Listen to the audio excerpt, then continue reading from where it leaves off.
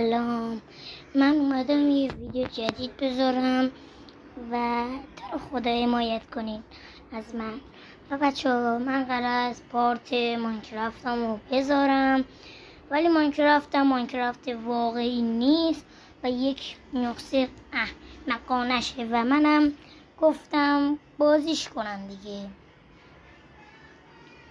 دیگه منو توی ماینکرافت به این اسکینو حالا یکم طول میکشه اسکینم بهتون نشون بدم. و این ماینکرافت اسمش اینه بچه، این اسمش. و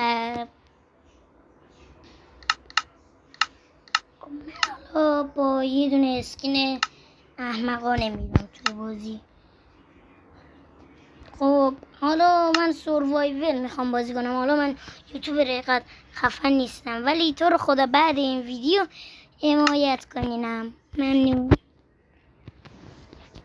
تا موقع که لود بشه بازی من استاپ کنم.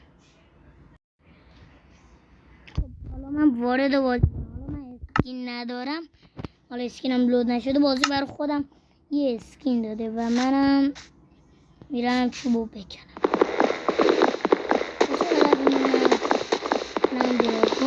اگه من میشم کل پارتا رو ببینیم. این دمتونم گرم.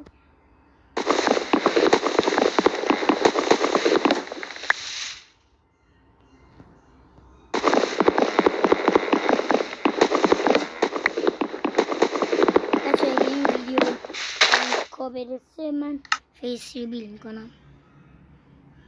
50K.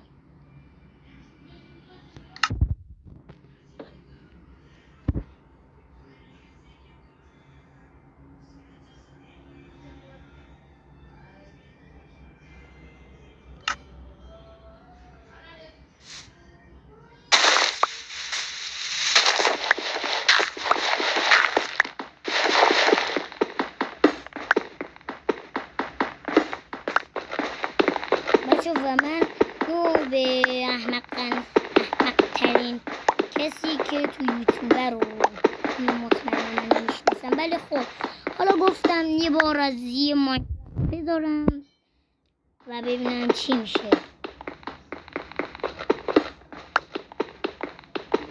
حالا میدونم صدا یکم بچگونه است، ولی خب من گفتم از بچگی یوتیوب رو شروع کنم.